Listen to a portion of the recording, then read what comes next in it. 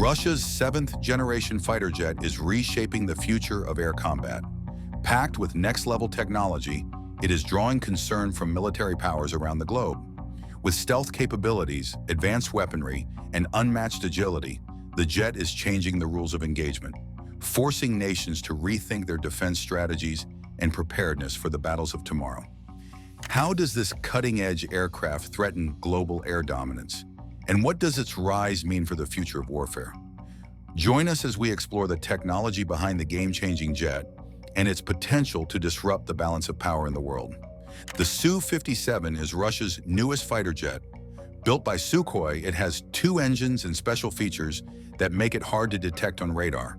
The Russian military started working on this plane in 1999 when they needed something more practical than their earlier design. While Sukhoi calls it the T-50 internally, it's better known as the Su-57.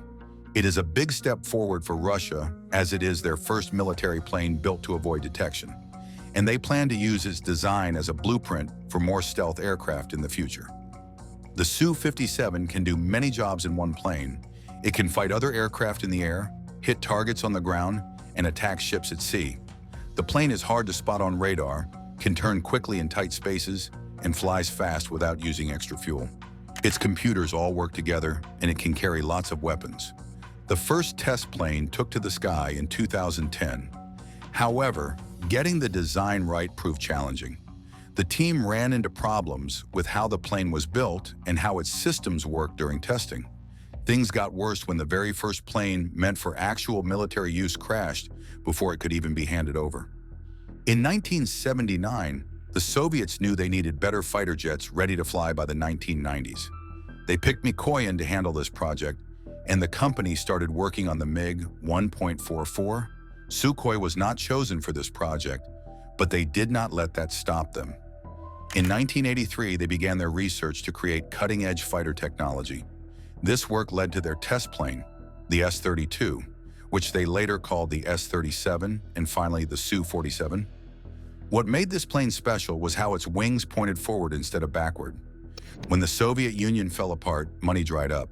This meant the MiG 1.44 project kept getting pushed back. The plane didn't take its first flight until the year 2000, 9 years later than planned. The costs were just too high, so they had to cancel both the MFI and LFI projects. Despite the setbacks, Russia still wanted new fighter jets, and in 1999, the Russian Ministry of Defense started fresh with something called the PAKFA or I-21 program. Because they were struggling with money, they had to be smart about their next fighter jet. Instead of making two different planes to replace the Su-27 and MiG-29, they decided to build one plane that could do both jobs. To keep costs down, they planned to make it smaller than their previous test jets. The new plane would be bigger than a MiG-29, but smaller than a Su-27. It would also be much lighter. The old MiG test plane weighed 28.6 tons, 63,000 pounds, and the Su-47 weighed 26.8 tons, 59,000 pounds. The new design would weigh a lot less than either of those. Sukhoi and Mikoyan had very different ideas about how to handle this big fighter jet project. Mikoyan wanted all three design teams, themselves, Sukhoi, and Yakovlev, to work together as partners. The team with the best design would take the lead. But Sukhoi came with their plan. They wanted to be in charge from day one. They had already figured out who would build the engines, who would make the electronics, and which research labs would help out. Their proposal covered the whole process from start to finish. The two companies also had different ideas about what kind of plane to build. Mikoyan wanted to make a smaller, less expensive jet. Their E-721 would weigh between 16 and 17 tons, which is about 35,000 to 37,000 pounds. It would use two Klimov VK-10M engines, each producing between 10 and 11 tons of thrust. Sukhoi went the opposite way. Their T-50 would be bigger and more powerful, weighing between 22 and 23 tons. They planned to use two Lyulka Saturn AL-41F1 engines, each producing about 14.5 tons of thrust. In April 2002, Russia's Ministry of Defense picked Sukhoi over Mikoyan to lead the new fighter jet project.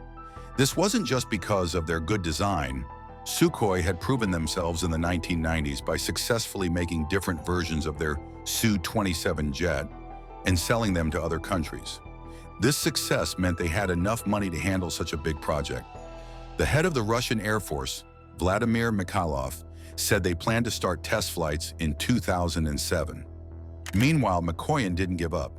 They kept working on their own smaller jet, the E-721, which they called the LMFS, meaning Light Multifunctional Frontline Aircraft in Russian, but had to pay for it themselves. When designing the Su-57, Sukhoi looked closely at America's F-22 stealth fighter. They liked some things about it, but wanted to fix what they saw as problems. The F-22 couldn't use its moving engine nozzles to help it roll side to side or turn left and right. It also didn't have much room between its engines to store weapons. And if its engine controls stopped working during extreme maneuvers, it would be hard to recover. Sukhoi didn't think the F-22 could carry enough weapons, especially since it mostly focused on air-to-air missiles. They needed their new jet to do more than that, and they designed it to fix all the problems they had envisioned. The Su-57 has a wide, smooth body that blends into its wings. Two engines sit far apart from each other. Both the tail fins and horizontal stabilizers at the back can move fully, and the tail fins angle outward to help hide from radar. The wings are shaped like triangles and have different moving parts along their edges to help control the plane. The engine's nozzles can point in different directions, giving the pilot more control. The plane has special extensions where the wings meet the body. These push the plane's balance point forward, making it less stable but more agile. These extensions have moving parts that help control airflow and keep the plane steady, even if the engine controls stop working. To slow down in the air, the plane's wing parts move up and down, while the tail fins turn inward to catch more air. While most of the plane is made from metal, and it also uses a lot of composite materials. These make up about 22 to 26% of the plane's structure and cover about 70% of its outer skin. The designers had big plans for the Su-57 from the start. They wanted it to carry lots of weapons inside the plane instead of hanging them underneath. Between its two engines, there's a large space with two main weapon bays, one behind the other. There are also smaller bays near where the wings join the body with special triangle-shaped covers. Keeping weapons inside helps the plane in two ways. It stays stealthy because nothing is sticking out to see on the radar, and it can fly better because nothing is creating extra drag.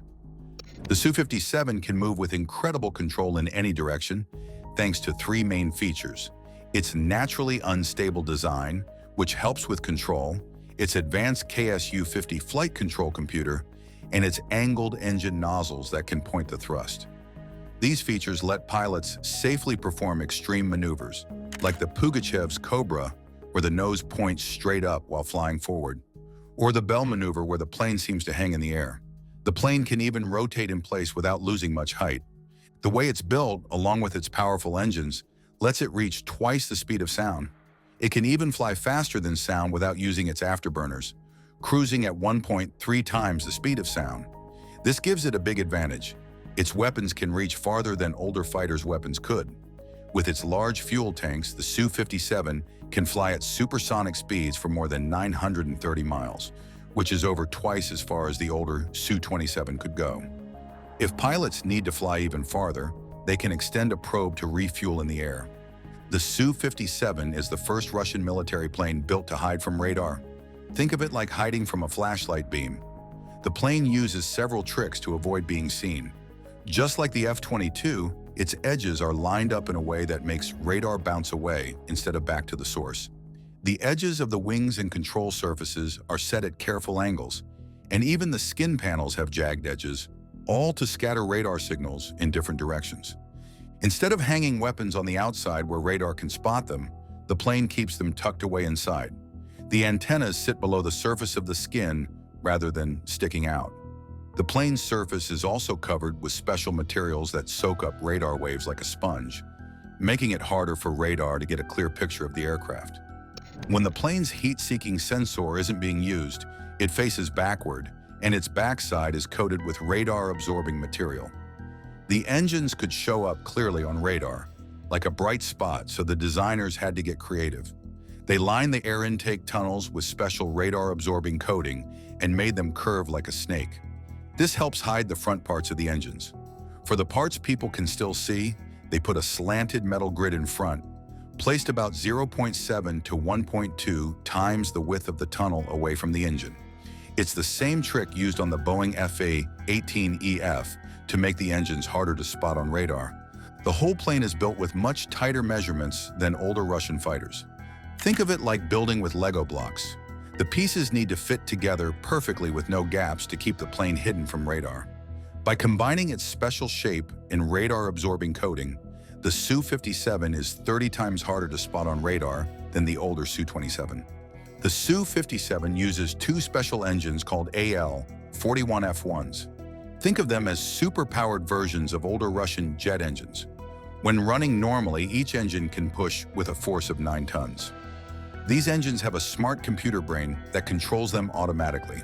It's connected to the plane's flight controls, which helps the pilot steer and handle the aircraft more easily. The engines also have some clever features to help them work better. When the plane flies very fast, special ramps in the air intake adjust to help the engines breathe better. There are also metal screens that can slide into place to stop rocks or debris from getting sucked into the engines.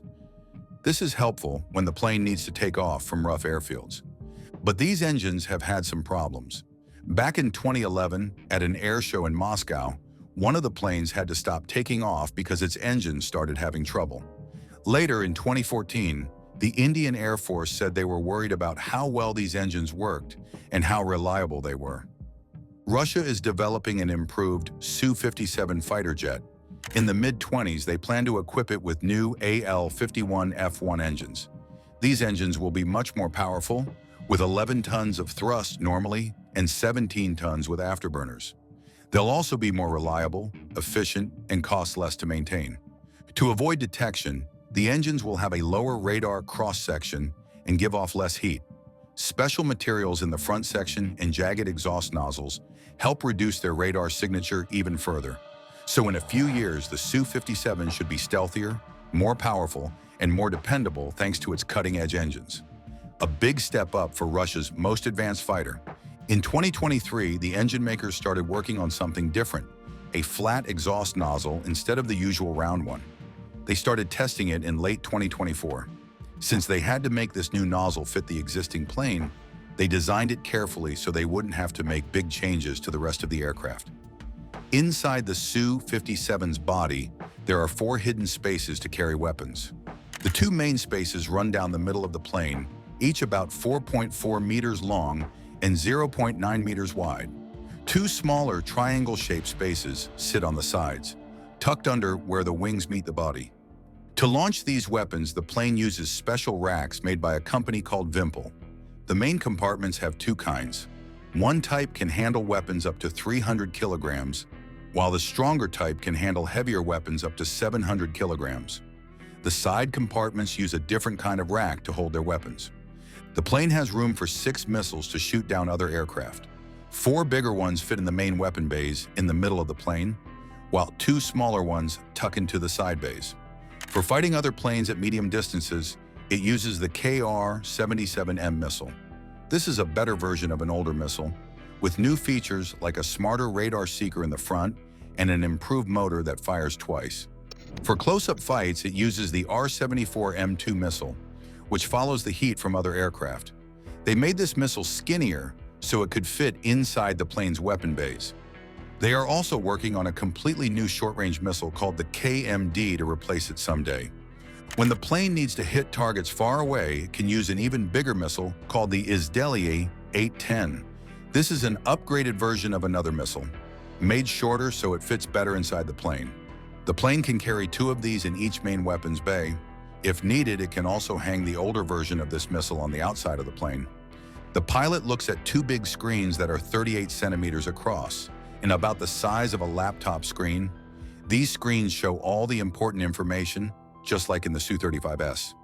There's also a smaller screen and a control panel with buttons. Instead of old-style dials and gauges, everything is digital. Up at eye level, there is a display that projects flight information onto a clear screen, so the pilot doesn't have to look down. It shows a view that's 30 degrees wide and 22 degrees tall. To fly the plane, the pilot uses a joystick and 2 throttle levers. All the main controls are right there on these 2 handles.